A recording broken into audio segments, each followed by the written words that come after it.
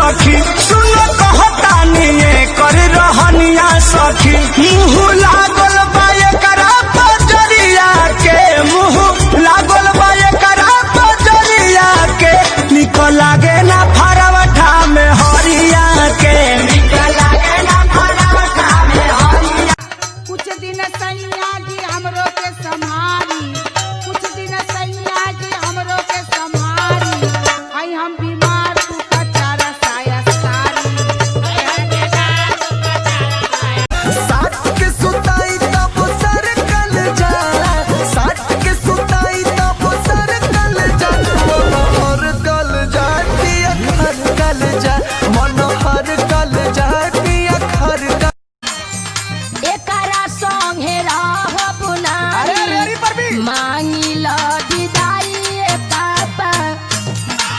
बहुत तू अपना बाप के देख के साहब साहब बोला तारी बोलाई के परिणाम झिट धराइल चोली में तो जेल हो गईनी। ए जीजे तोहरे करनवा, ए जीजे तोहरे करनवा मैट्रिक में हम फेल हो का। केहू गलत ना कहे अपना चीज के हो, केहू गलत ना कहे अपना चीज के हो।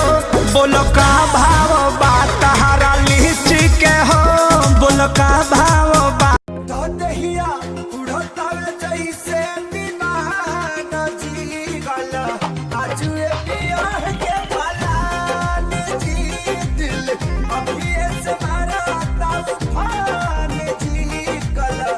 अग्नियां जहरत सौंसे जवानी, लॉकडाउन में फसल बानी,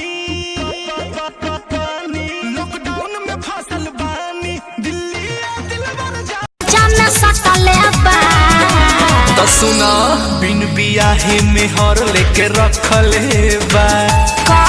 अरे सुपवा हंसे तो हंसे साला चलो नियो हंसले बा। अरे के